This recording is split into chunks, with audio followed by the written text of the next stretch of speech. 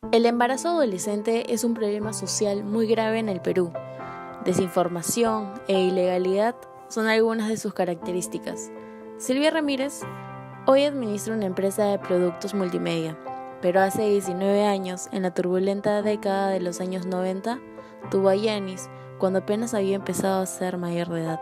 Me sentí asustada porque realmente era una niña, ¿no? Y tal vez era una etapa que todavía no me tocaba tocar en ese momento.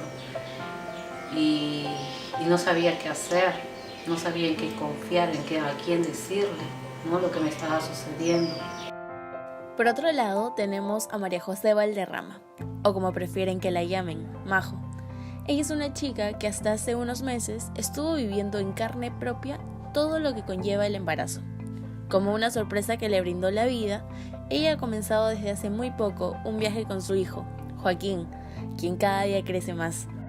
Eso sí fue terrible, en realidad tuve un trabajo de parto de 20 horas, fue horrible.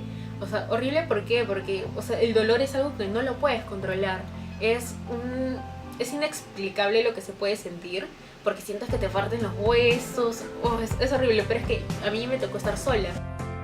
Hasta la fecha, el INEGI calculaba que en el Perú residen alrededor de 31 millones de habitantes. El porcentaje de mujeres se lleva el 49.9% de esta cifra, haciendo que de esa manera el género femenino ocupe casi la mitad de la población nacional. Pero algo aún más relevante es que de esta cifra, al menos el 15% de mujeres adolescentes se encuentra embarazada. En verdad, el cuerpo de una niña de 13, 14, 15 años no está todavía preparado para tener relaciones sexuales, ni menos para salir embarazada.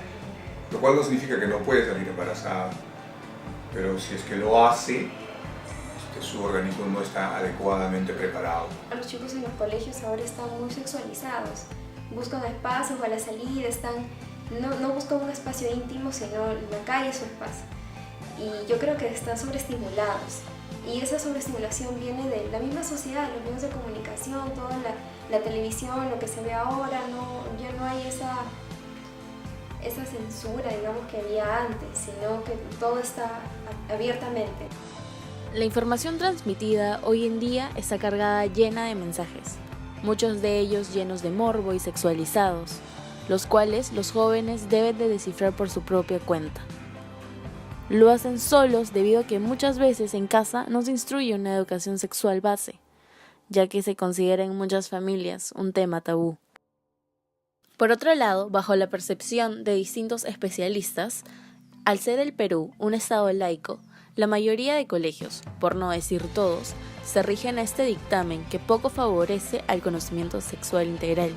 Entonces, los jóvenes no tienen otra salida, no encuentran confianza en el colegio ni en casa. Recurren a diferentes fuentes que pueden ser, la mayoría de veces, poco confiables. Yo creo que influye mucho la religión en sí tiene mucho poder, ¿no? Y lo que dice la iglesia o cómo es que lo conciben los padres hace que ciertas medidas no sean tomadas o sean censuradas, ¿no? Con los anticonceptivos siempre dicen lo mejor es que el método, digamos, más efectivo sea la abstinencia. Pero también tenemos que ser realistas y ver que los adolescentes, pues si el mismo ser humano tiene la necesidad o tiene el impulso sexual que no lo puede cortar, ¿no? Entonces, si es que lo va a tener, enseñarle a que lo haga de una forma responsable, de una forma sana. La educación sexual es un tema que debería ser abordado por diferentes entidades, incluyendo a los colegios. Sin embargo, hasta el día de hoy, no es una medida aplicable a la enseñanza estudiantil, debido a la controversia que genera. Bajo la percepción de distintos expertos, se indica que la educación sexual en el Perú es una de las más deficientes y hemos podido ver sus consecuencias a lo largo de los últimos años. Entonces en medicina estas cosas son temas médicos que los que sabemos somos los ginecólogos que tenemos que orientar a la población, no cualquier persona. Tengo contacto con los chicos, con las psicólogas.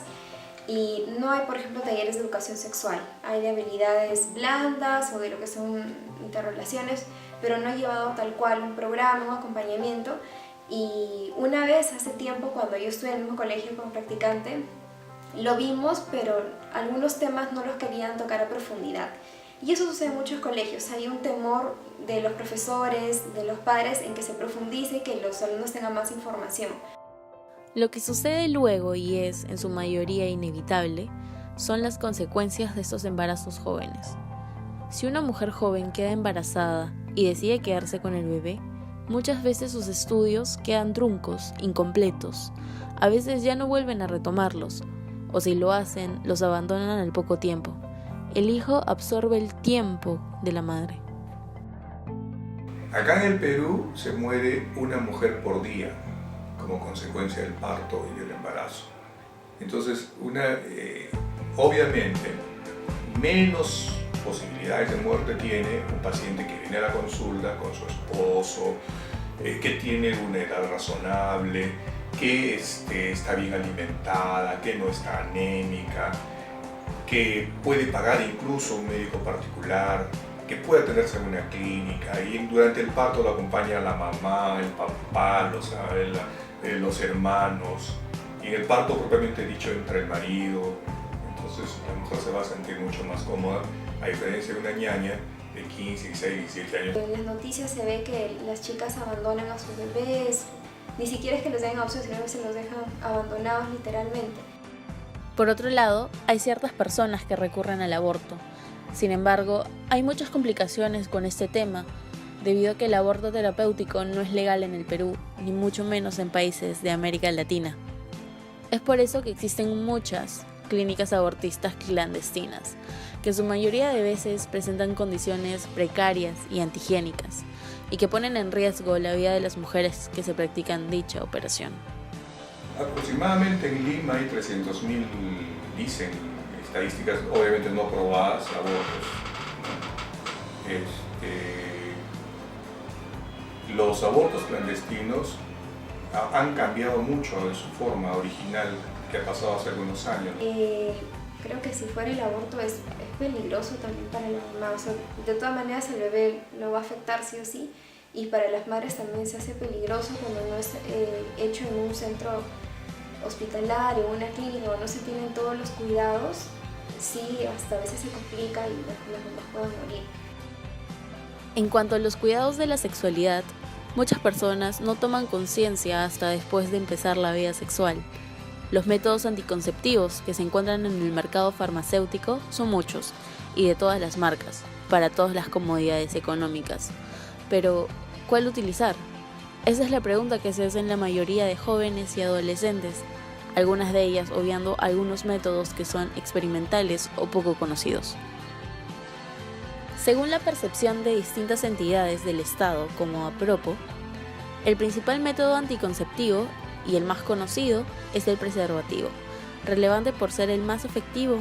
Le siguen las pastillas anticonceptivas, las cuales deben de tomarse de manera diaria. De igual manera, existe la famosa píldora del día siguiente, la cual se ha comercializado mucho en los últimos años, pero pocos saben de su verdadera utilidad y las consecuencias que puede traer. La píldora del día siguiente en realidad se llama píldora de emergencia.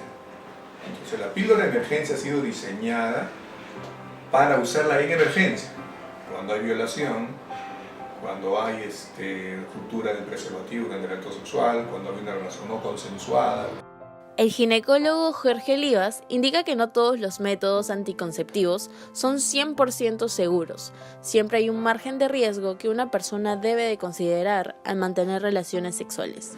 Sin embargo, se vuelve a recalcar, muchas de ellas no están instruidas de manera adecuada, debido a que no han tenido una educación sexual integral en el colegio ni en el hogar. No hay método anticonceptivo que funcione al 100%. Ni hay método anticonceptivo que tenga todos los beneficios. Por eso es que hay un montón de métodos para ir adaptándola al paciente. Volviendo hacia las madres que tuvimos el gusto de conocer, con el paso del tiempo, Silvia fue asimilando cómo sería su vida, ahora teniendo a alguien que dependería de ella. Pudo darse cuenta que no sería algo completamente malo para su estilo de vida. Cuando veía a mi hija, para mí era como decir, me preguntaba yo a mí misma, ella es mi bebé, yo decía, ¿no? Pero al transcurrir el tiempo, lo asimilé, lo acepté y me puse fuerza de mí misma para salir adelante y darle todo, ¿no? Todo mi amor, toda mi ternura hacia esa criatura, y hice de trabajar, no sé de dónde sacaba la fuerza. De igual manera, Silvia tuvo que realizar muchas actividades que la sacaron de su zona de confort cuando nació su hija. Ella nos narra que tuvo que pasar por momentos difíciles. No obstante, ella tenía un motivo muy importante por el cual salir adelante. He sido mercaderista, impulsadora, degustadora, anfitriona. He vendido en el piso así ambulante, así ropa usada. En cuanto a María José, ella no pensó que llegaría a quedar embarazada tan joven, pero la vida le dio una inesperada noticia. De ese modo, y pasando por situaciones nuevas para ella, comenzó una nueva etapa, aprendiendo lecciones y aceptando nuevas responsabilidades.